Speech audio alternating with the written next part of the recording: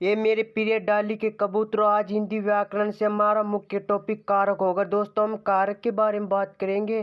कारक की दांसू ट्रिक आप 100% समझोगे। अगर आज कारक समझ नहीं आया तो दावे के साथ कह रहा हूँ, मेरे वीडियो को लाइक और सब्सक्राइब मत करना। हम इतनी बाजी लगा चुके, इतनी बाजी कोई नहीं लगाता है। दोस्तों मेरे वीडियो को देखकर आपके मन में भावना जगेगी कि इसने ऐसा वीडियो दांसू वीडियो बनाया, शायद इसका अगला वीडियो भी ऐसा होगा। इसलिए आप 100% लाइक और सब्सक्राइब करोगे ताकि वीडियो मिले।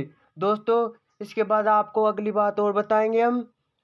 आज कारक को गारंटी से याद बनाना है, 100% कारक समझोगे। कारक के भेद, पहचान, सरल उदाहरण, परिभाषा, चंचल भावना। अब समझना तो आपको पड़ेगा, आप कैसा समझते हैं। समझ न आवे तो लाइक सब्सक्राइब मत करना। दोस्तों परिभाषा देखेंगे हम।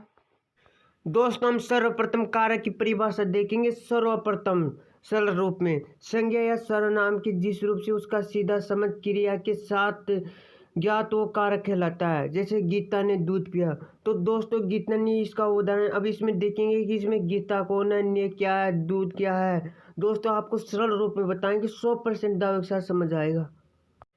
ये प्रिय डाली के कबूतरों, तो इसमें जानेंगे कि गीता कौन है, नाम है। तो गीता एक प्रकार से संज्ञा मानी जाएगी, क्योंकि संज्ञा उसे कहते हैं जो किसी का नाम हो। तो इसमें गीता है तो नाम है। अब इसमें क्रिया का कर्ता यानी काम कौन कर रहा है। क्रिया का कर्ता का अर्थ तो ये होता है कि काम कौन कर रहा है। तो इसमें काम करने वाला गीता है तो है ना, एक लड़की तो दूध पी है ना।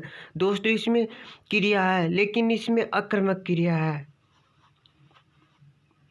अब दूध उसका कर्म है। जिस प्रकार से कई लोग आपको कहते होंगे कि डांटते समय कि जरा काम कर ले, अरे कर्म कर ले, कुछ तो कर ले, ऐसे कहते हैं। उस प्रकार कर्म का अर्थ होता है काम करना।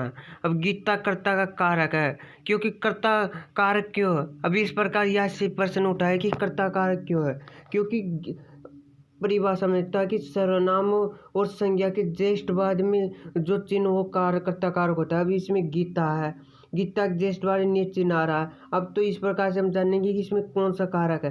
तो इसमें कर्ता कारक है, क्योंकि कर्ता कारक का चिन्ह ने होता है इसलिए। और इसमें दूध इसका कर्म है, और इसमें पिया एक क्रिया कर रही है इस प्रकार। अब दोस्तों मैं आपको सरल रूप में बता रहा हूँ, अब समझना तो आपके ऊपर है कि आप कितना समझते हो, इसको किस प्रकार से समझते हो।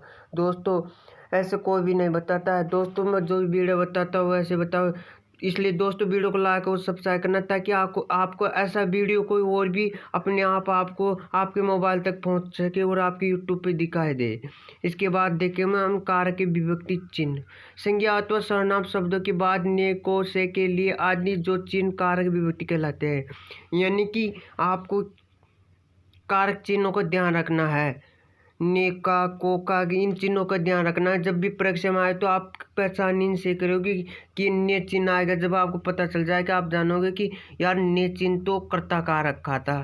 तो इस प्रकार से आप पहचान जाओगे। यानी कि संज्ञा सर्वनाम के जिस बाद में ये चिन्ह आता है, इनके अलावा कहीं पर भी नहीं आता है। इनके अलावा आ जाए तो आप कारक नहीं होगा।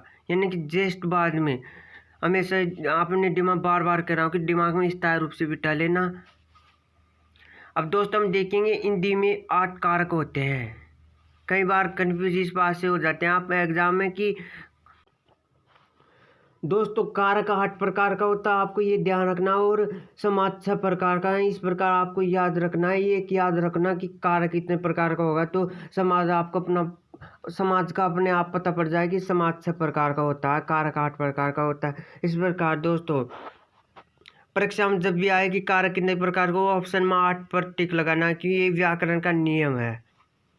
इसके बाद देखेंगे हम कारक के विभक्ति चिन्हों को देखेंगे कि इन चिन्हों का कि कर्ता कारक का कौन सा चिन्ह है। इसको हम अच्छी तरह समझाएंगे। दोस्तों 100% दावे के साथ कह रहा हूं, समझ आएगा कि अब पहला है कर्ता कारक, तो इसका चिन्ह है ने चिन्ह है।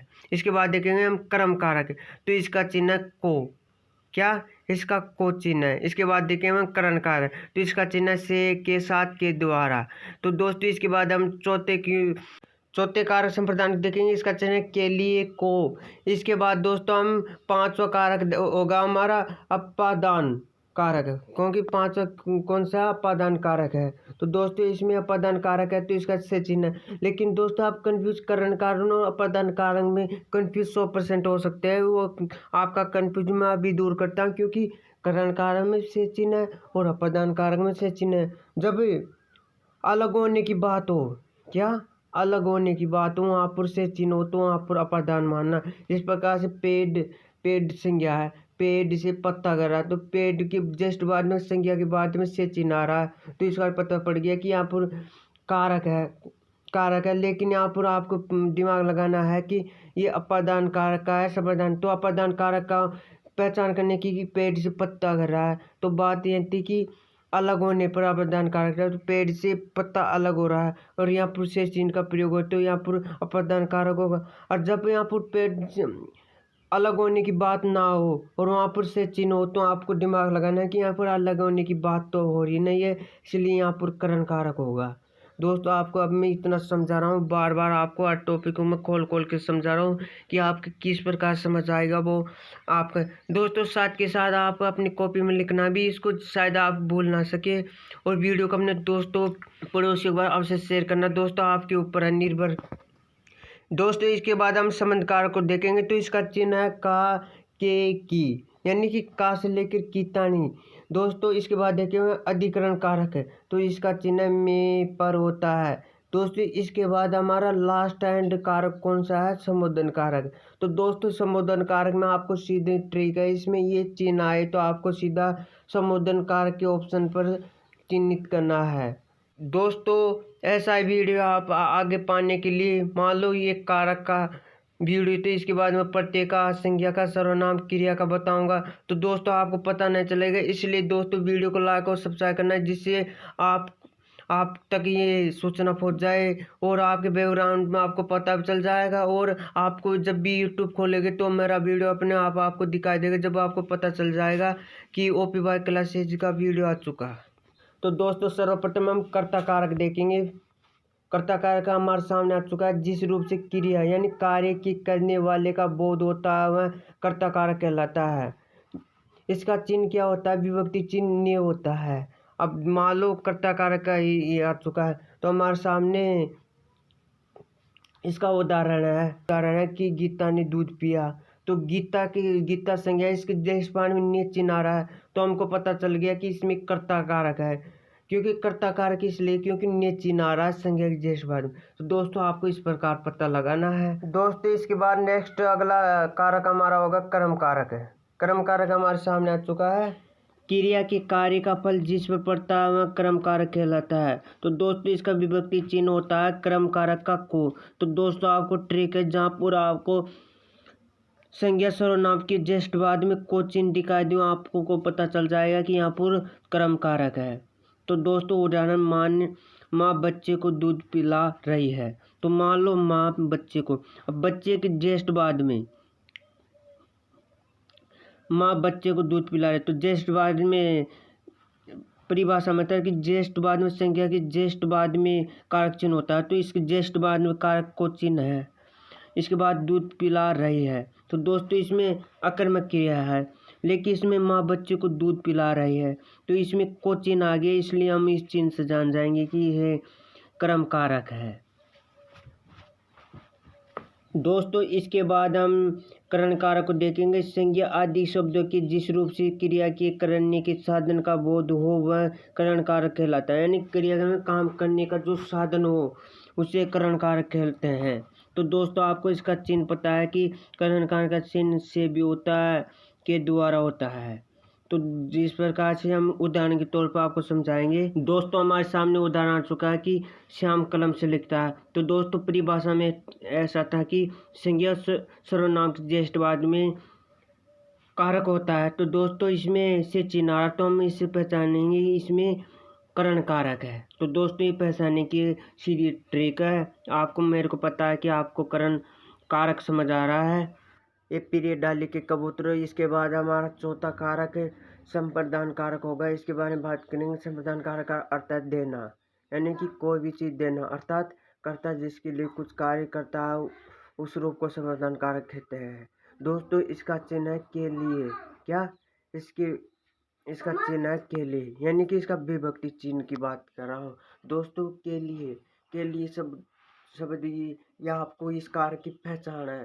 जब भी आप मान लो कोई उदाहरण है, आपको पूछा जाए कि कारक समाधान कारक कौन से उदाहरण है, तो दोस्तों के लिए शब्द देखकर आप उस उदाहरण के लिए शब्द सर्वनाम या संज्ञा के जस्ट बार में के लिए शब्द देखने के बाद आपके मन में भावना है यार ये संप्रदान कारक, क्योंकि संप्रदान कारक का चिन्ह के लिए होता है। अब दोस्तों मैं उदाहरण के तौर पर बताता हूँ आपको। दोस्तों हमारे सामने संप्रदान कारक का उदाहरण आ चुका है, राजा राम के लिए पकवान बनवाया।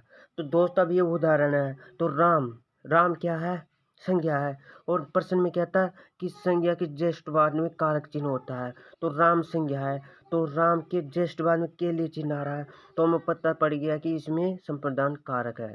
दोस्तों ये ट्रिक है, यानी कि इसकी पहचानने की सबसे मुख्य ट्रिक है।